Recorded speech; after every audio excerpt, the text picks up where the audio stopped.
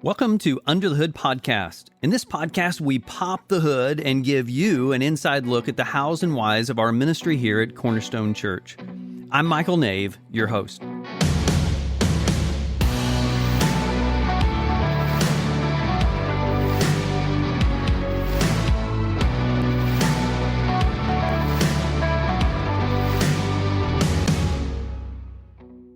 It is so good to have you join me. Yes, just me this time for this episode. And in a unique way, you could say this is our very first repeated topic under the hood. This is repeating what was in episode 2, why we call SBC. So here's what triggered the repeat. Not because I want to talk about it again, but because first, I just returned from my very first ever Southern Baptist National Convention. So it's fresh on my mind, and I really did some serious soul searching, stirred up a lot of emotions for me, challenged some convictions, and introduced some concerns, and I want to present that to you and share the journey that I've been on. Secondly, this whole topic of being Southern Baptist, as I shared on episode number 2, the fact that Cornerstone is connected to the Southern Baptist Convention is one of our best kept secrets. One of the biggest surprises people experience when they go through first steps. Now, being completely vulnerable about our connection to the Southern Baptist Convention, we don't hide it. And at the very same time, we don't broadcast it because we know that people have preconceived notions about what it means to be Southern Baptist. We don't put Southern or Baptist in our name or put it anywhere on a billboard. So when you come to First Steps and we talk about our roots and where we came from and coming out of First Baptist in Marion, we talk about our connection to being an autonomous local voluntary expression of connection to the Southern Baptist Convention. Okay, so I'm going back. Let's talk through these emotions, this conviction, the concerns that I had when I was at the National Convention. So this year it was in New Orleans, and the first thing I got to share with you is that when I was there on site, I had this overwhelming experience that it is even bigger than I thought.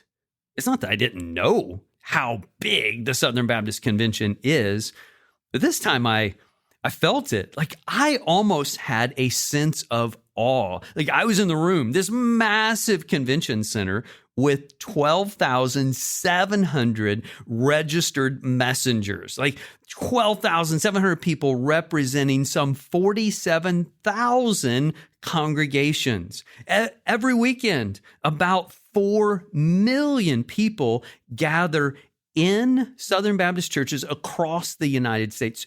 4 million people representing almost 14 million members, people who identify as being in one of these churches connected to the Southern Baptist Convention. And the Southern Baptist Convention is by 2 times the largest Protestant denomination in the United States of America. It's just big. Okay, so 2 things I brought home with me. 2 convictions, 2 discoveries, 2 realizations for me. Number 1, this huge thing that we call the Southern Baptist Convention is a spectacular representation of how amazing it is. What amazing things people can do when we really team up together. Like I shared back in episode 5, Hurt, Scar, Badge, Pride, like how God brought us to a place of being more for the Big C Church than we are for Little C Cornerstone. Like when we team up as the Church of Jesus, it's incredible what we can do together. The Southern Baptist Convention is an expression of people saying, hey, bigger than just our local church, we're a part of something bigger. And when followers of Jesus specifically do things together, it's quite spectacular what can be done. So here are a few of the things that I noticed. I'll list off 4.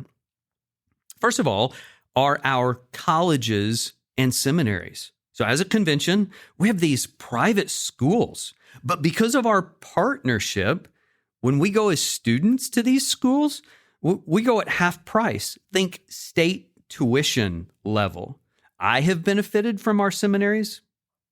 Nathan Rawls is benefiting right now from our seminaries, and several others who are connected to Cornerstone and people we've sent out from Cornerstone. And one of the really exciting things, we're setting up our residency, which was episode 17, where our residents who are on the team here at Cornerstone will get some tuition-free credits at seminary. Yes, classes we teach here, we'll be able to authorize them and get them tuition-free credits that they can take on with them to get a full seminary degree. So, oh my goodness, because there are millions of us, we have access to affordable education as we look for ways to better train people who are being called into ministry to serve the Lord. Colleges and seminaries. Number 2 is Lifeway. Like Lifeway is our publishing house, so incredible resources, curriculum. When I was there, I'm messaging with Christine, talking about a curriculum that we could use. And we're really excited about some things that we're going to be doing in the future, things we're looking at. And Lifeway is the sponsor of CentriKid and Centrifuge. So Morgan Jones was just raving about the quality of Fuge this year for our teens. Lifeway is the organization that runs what is such a treasure to us of being able to send our kids and our teenagers to really valuable experiences in our camp. So that's number 2. Number 3 would be the North American Missions Board. North American Missions Board, primarily focused on church planting. Now, for some of us, we struggle to understand, why do we need more churches? Why is it such a big deal to be planting more churches? Well, here's the deal. Number 1, compared to the U.S. population, there are fewer churches today than there were 100 years ago. So the population of the United States has far outpaced the number of churches being planted, and now we have in America churches dying at a staggering rate, dying and closing. We desperately need new churches. And one of the sessions we attended was the partnership of a seminary and the North American Mission Board to partner in the preparing of staff and the sending to new churches for church plants in the United States. And then also I had other conversations with the church planting director and another seminary president to say, hey, how can we partner together? As we have church planters, as we have men and women who sense God calling them to be sent out, we are going to be able to secure funding for them to help with these new church plants and to align them with the training they need to be able to be sent out for the Big C Church. Incredible opportunity we have to partner with the North American Mission Board. And then finally, number 4 is the International Mission Board, focused exclusively on foreign missionaries. And at the convention, there were about 80 missionaries commissioned. Truly one of my favorite parts. Definitely one of the most valuable parts, because I realized as a pastor, I have no idea how to train a missionary to go to a culture I don't understand, speak a language I sure don't know, to be able to go in and train indigenous leaders to lead churches and to be a part of a gospel movement in lands that I've never even heard of, in locations that some don't even have access to the gospel. And as they presented these new missionaries, there were actually some of them, they didn't show their faces. They didn't tell their last names because they are going into areas that are actually closed to the gospel, where it's illegal to come in as a Christian missionary. And so they're going into those lands at threat of their lives. They've taken jobs to give value to the place that they're going, and their real passion is to seed the gospel in these regions that right now do not have a real and authentic presentation of the gospel. Because we are partners in this thing called the Southern Baptist Convention, we have the International Mission Board, and we give to something bigger than us. We get to be a part of missionaries being sent out from us, even though we have no idea how to train those missionaries to go do that. So my first reaction coming back from the convention is, wow, this thing is huge. It is amazing what we can do together. And then with that size, it's no wonder we make the news when things are controversial. With being that big, no wonder we don't agree on everything SBC. This year, the big news, the big controversy was the role of women in ministry. You may have read an article, heard a report about churches who have recently been removed from the Southern Baptist Convention. The most famous of those churches is Saddleback Church of Orange County, Florida. They were disfellowshipped earlier this year, and that decision was appealed in person by Rick Warren. So of purpose-driven fame, purpose-driven church, purpose-driven life, Saddleback appealed and lost that appeal at the annual meeting. Then, the next day, the messengers at the annual meeting, contrary to the advice of our executive committee, who had worked over a year and said, no, we don't recommend you do that. Regardless of that, the messengers at the meeting, contrary to the advice of the executive committee, took the first step to create a constitutional amendment that makes male leadership even more dramatically restrictive for a cooperating Southern Baptist church. So the new amendment states, the convention is only in friendly cooperation with churches that affirm, appoint, or employ only men as any kind of pastor or elder as qualified by Scripture. Now, let me pause for just a second and say really soon, we're going to be doing multiple episodes talking through our cornerstone convictions. So by conviction, we mean those standards that guide the practice of our faith. We're going to start working through them, through some really important convictions that don't define our belief. It doesn't make us Christian or not Christian, but it guides the practice of our faith as followers of Jesus. So we have beliefs. That's what makes us Christian. Then we have convictions that guide how we practice our faith here at Cornerstone. And in those topics is going to be the topic of complementarian. We are complementarian, meaning that we're convinced that the roles of women and men are uniquely and complementary in his church and in a family. So here's the reality. In general, we agree that elders and husbands are uniquely male by God's design.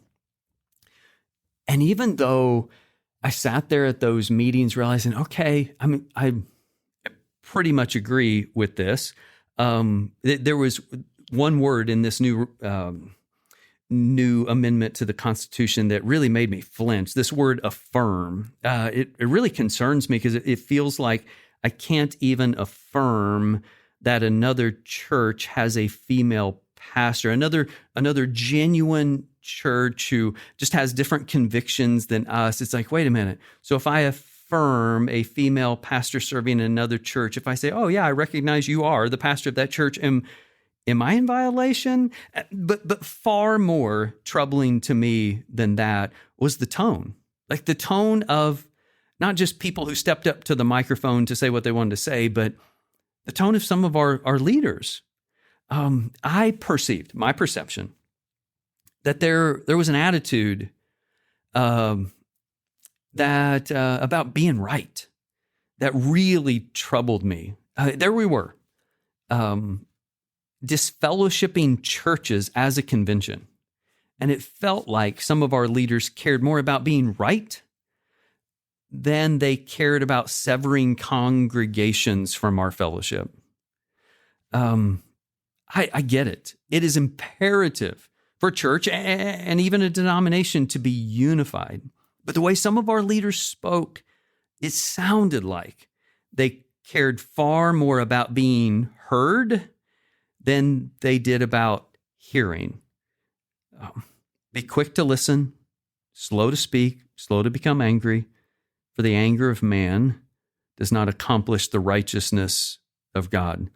I really found myself troubled, really troubled. Like I had a time that I was so stirred up that I wasn't sure I could stay. And I wasn't sure what that meant for Cornerstone. I mean, I did some serious soul searching. And so on one hand, it's like, yeah, it's amazing what we can do together. And then at the same time, but do I even want to be a part of it? Can I even affirm that what's happening is right and that I want to be a part of this thing that's happening? And then as I continued to process it more and more, as I did pray about it, as I spent some time with the Lord, I really sensed the Spirit say to me, to challenge me to be the change I want to see in our convention. Yes, I get it. I look up ahead and there may come a time when the distractions and the detriments outweigh the benefits. But what if we become the change that we want to see in our fellowship? What if Cornerstone, at least in the times people find out we're connected to the SBC, what if we are the ones who change the perception of what it means to be Southern Baptist right here in Southern Illinois? What if we change the tone? What if we, even when we disagree with other people, differing convictions, even with other Christians, what if our tone is so filled with love? What if our countenance shows that we care so much about hearing that we are the change that we want to happen out there? What if even when we speak about convictions and passions, we do so with such grace that people begin to identify the way we have changed with the change we want for our conviction?